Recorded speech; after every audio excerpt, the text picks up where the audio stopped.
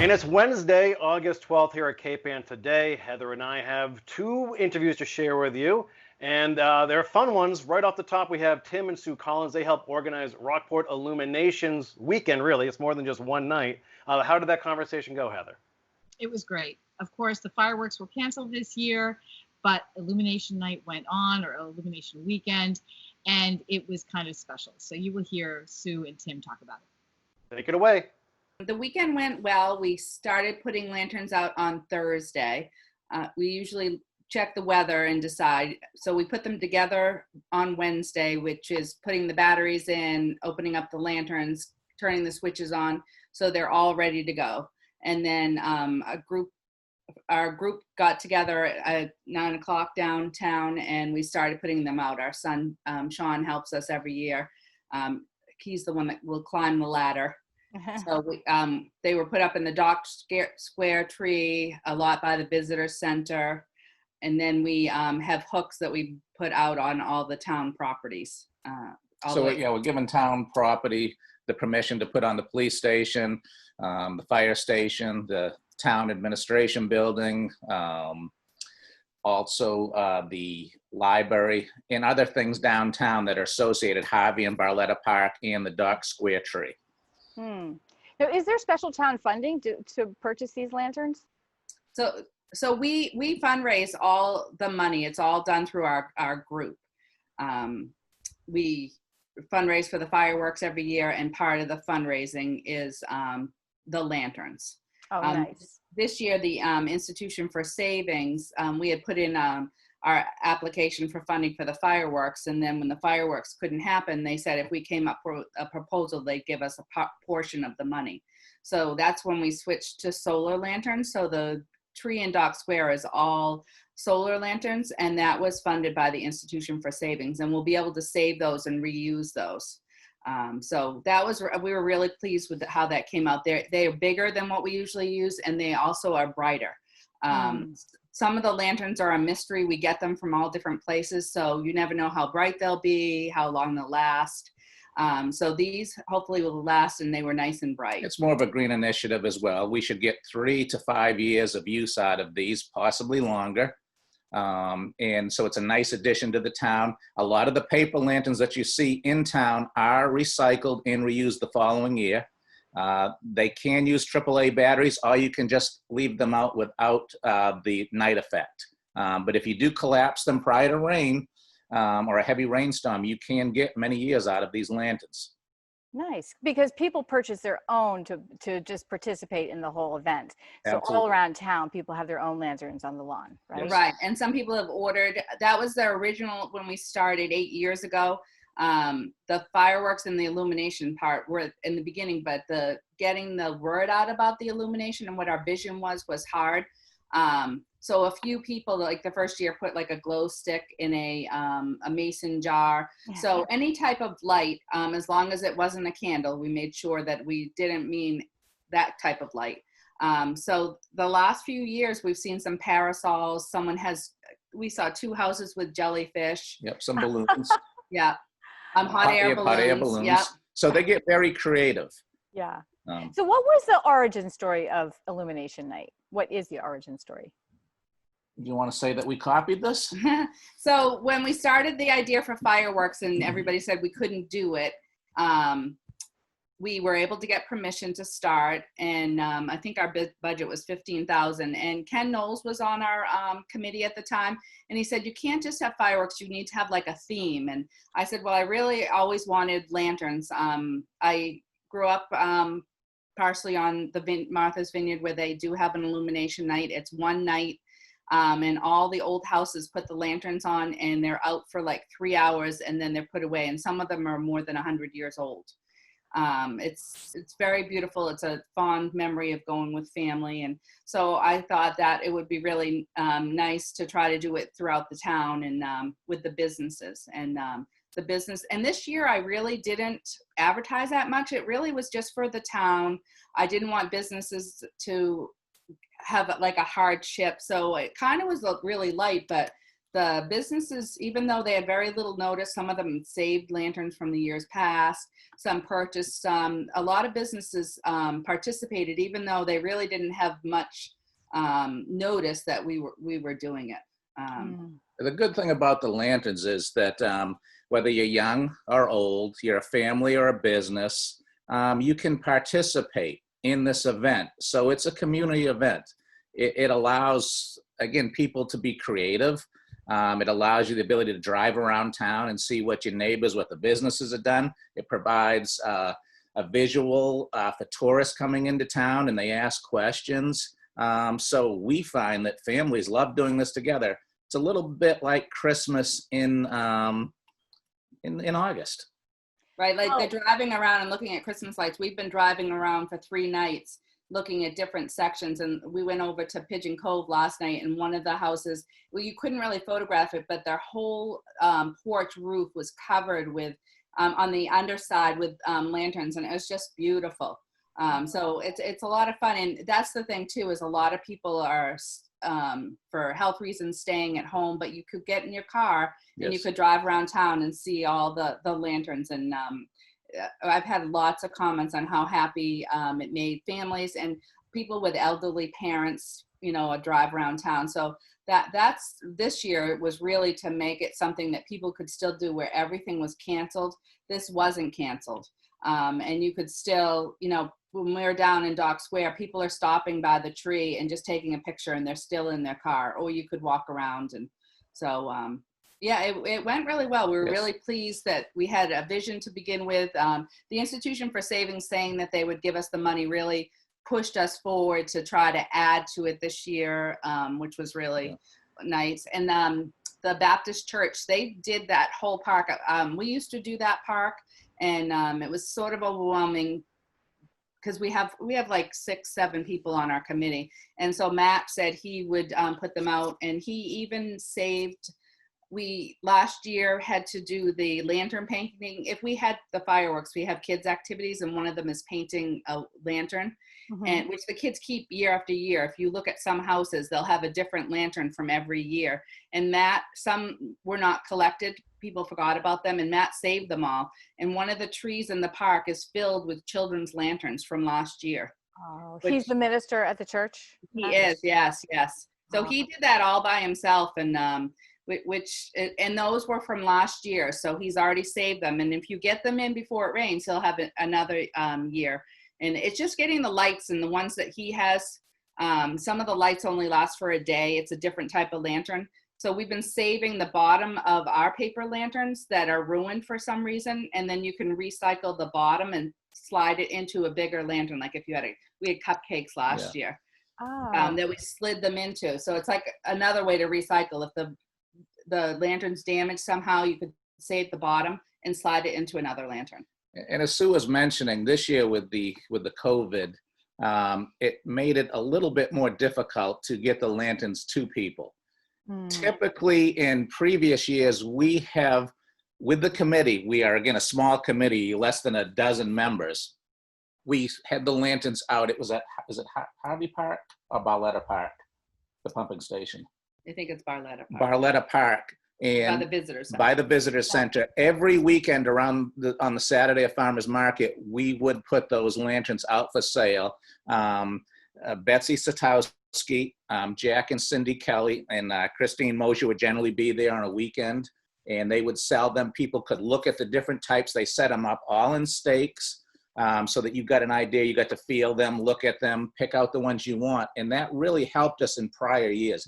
This year, again, with COVID, we could not expose anyone in our group in any type of selling. So we really went through the stores such as Katie's gift shop, Walgreens, tremendous, up at Whistle Stop Mall, Seaview Farms, and also Ladda Farm House Kitchen. She had some too. So that's kind of just giving you a little bit of idea of what we did in the past and how we were doing it this year to compensate for lack of availability of getting people lanterns.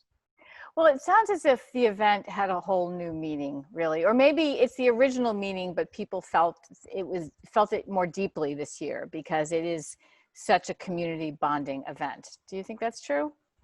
Yeah, I definitely agree. When we were talking about it, when we had to cancel the event, it was around the time when we had done I work at the elementary school, and we had done a parade through town.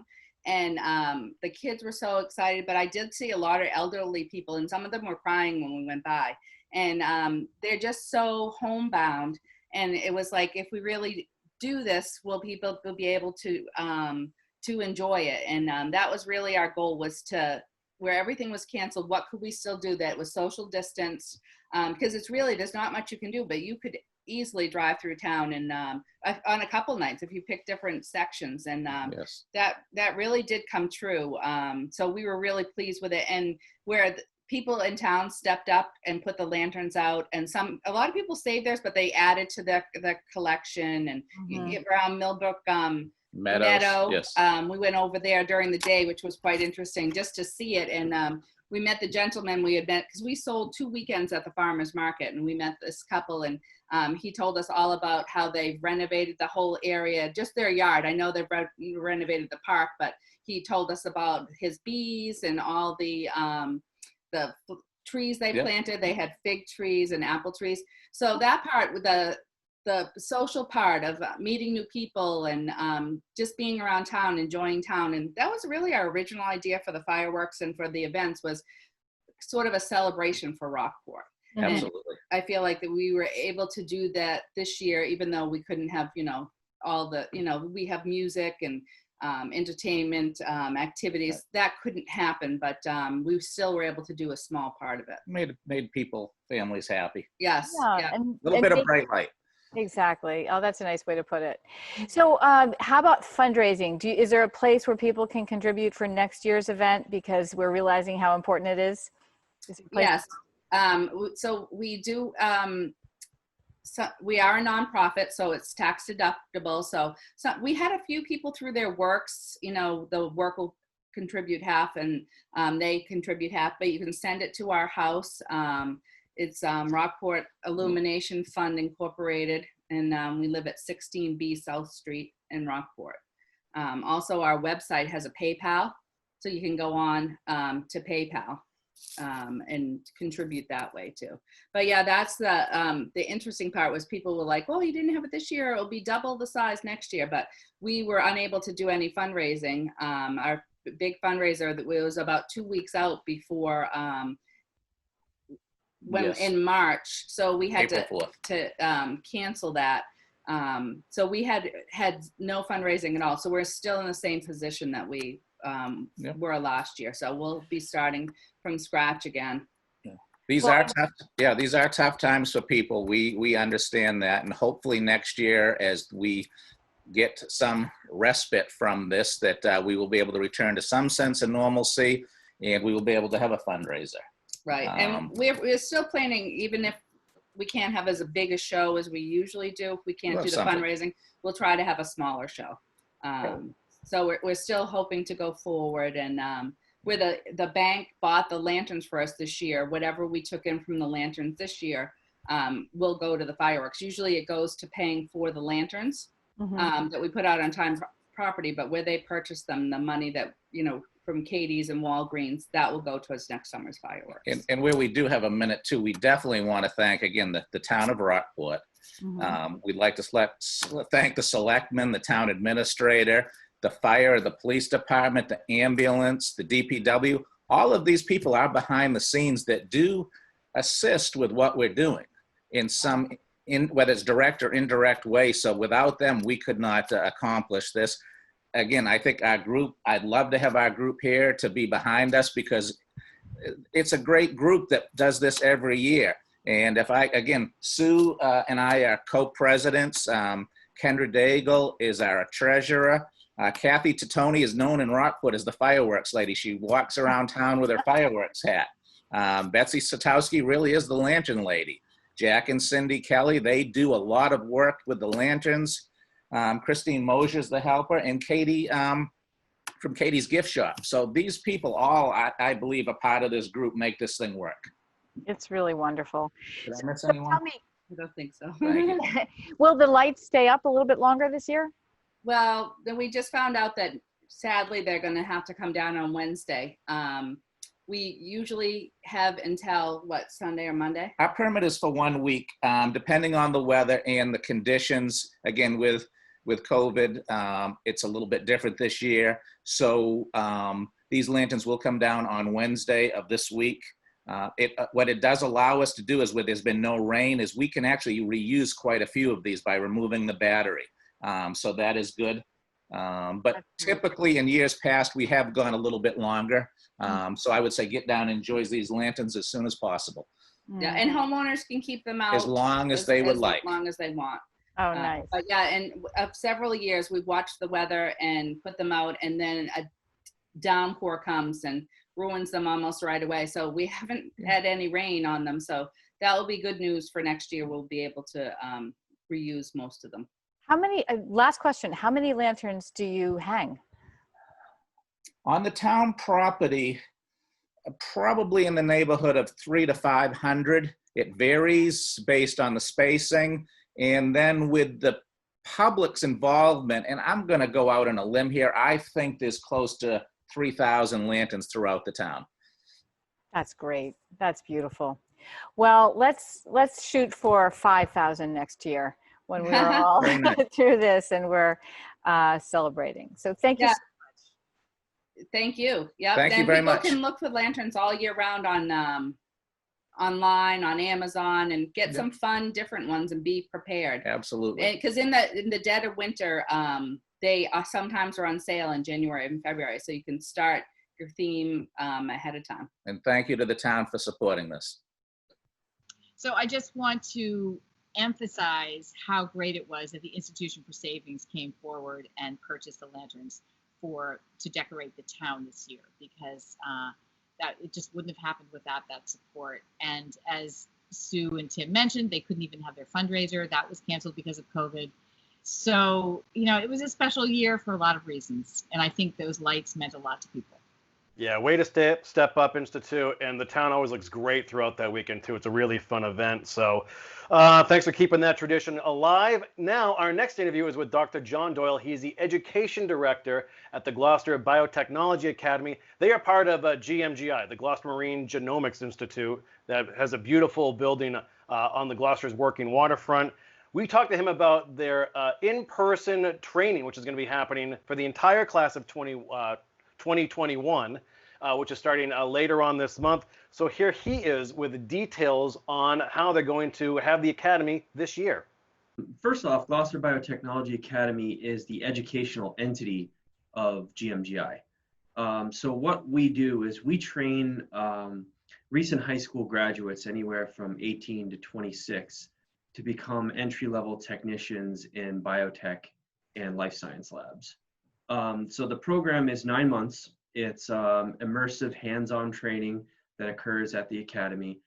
The first 6 months of the program, students are with us in our training lab, and we teach them all the instrumentation, the techniques.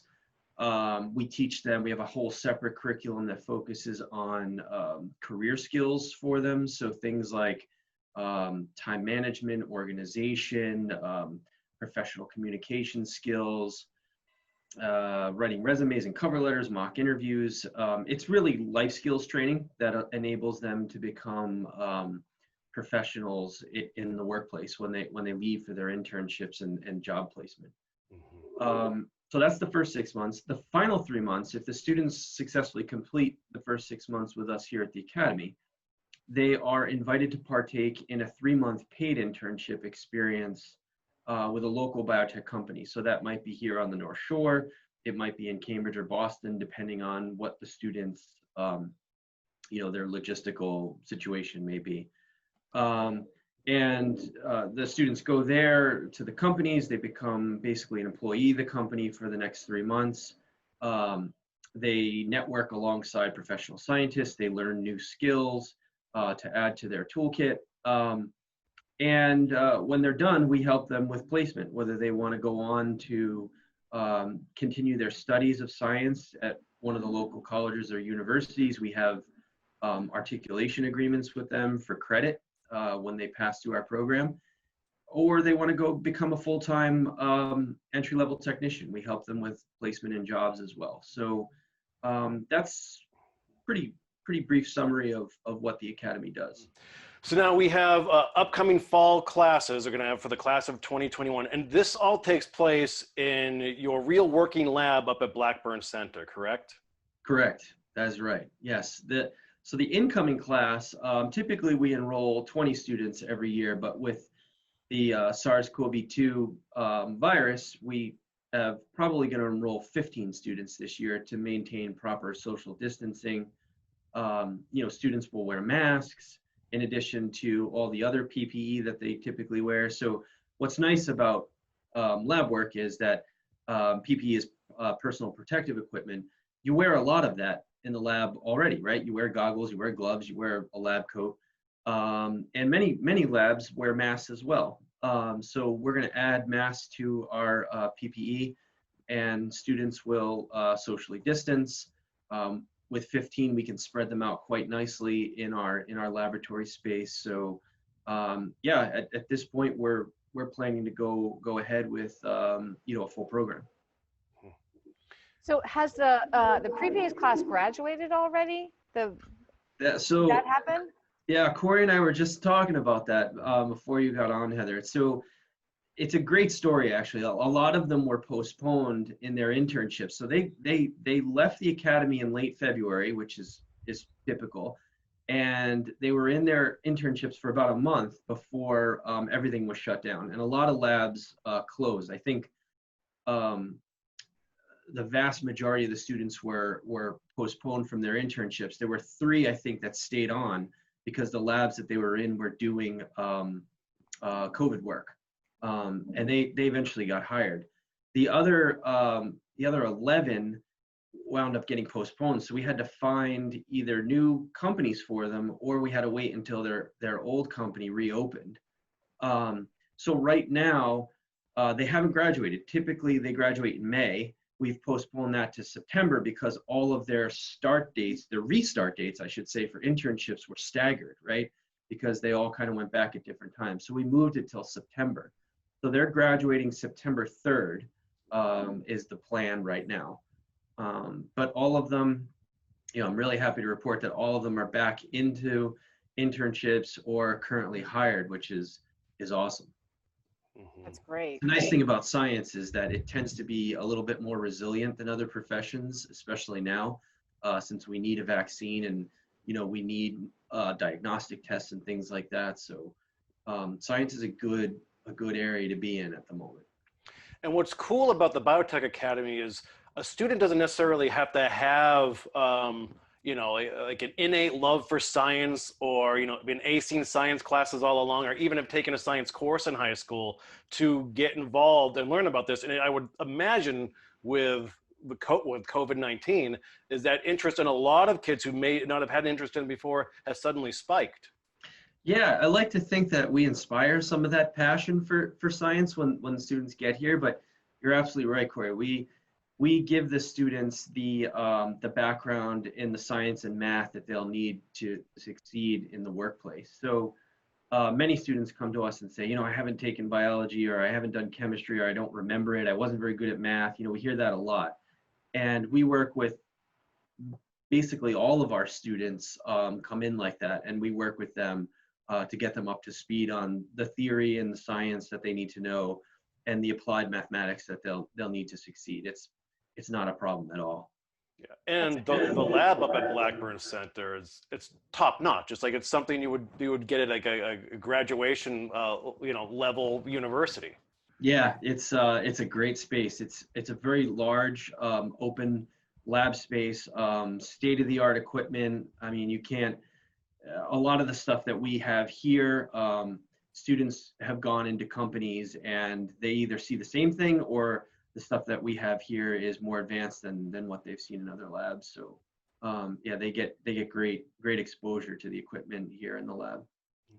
John, what does the application process look like for high school seniors who are beginning to think about this coming year?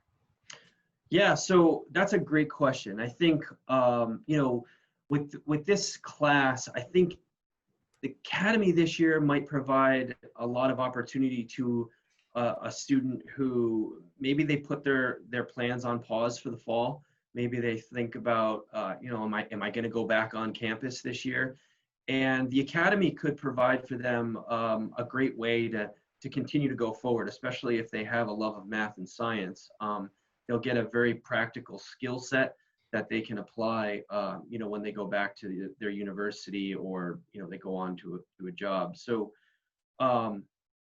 the application process is pretty straightforward. It's very similar to what you see in a lot of other schools and universities. It's a general application form, standard demographic: who are you, where are you from.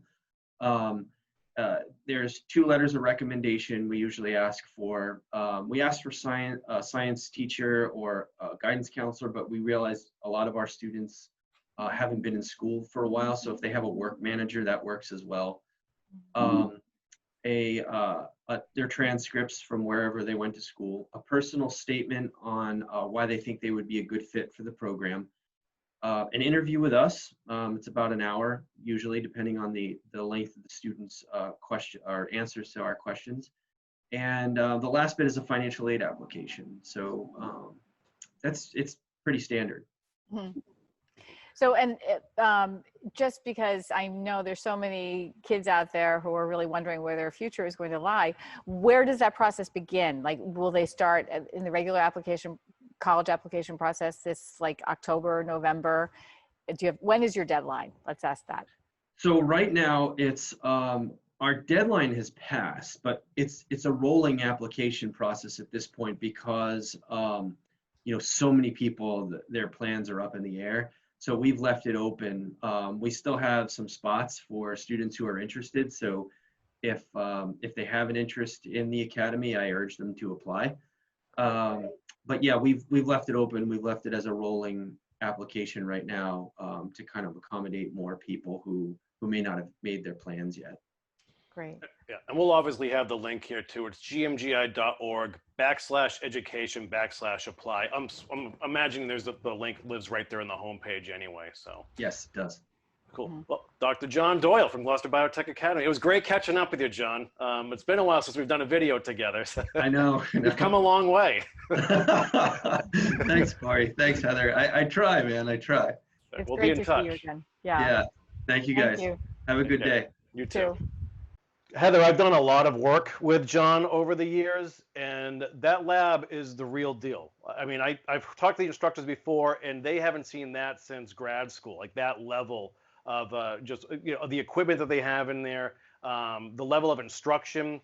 It's really cool. And a lot of the students that I've talked to never had an interest in science or math, learned about this, became part of this program, and then all of a sudden that love blossomed, and they're getting legit jobs up and down the North Shore here, working in biotech labs. It's pretty impressive. Yeah, we talked to someone this winter who mentioned that one of the biotech students was working on developing a COVID vaccine. That was part of her internship. So they really are doing remarkable things. It's quite a gift to this community.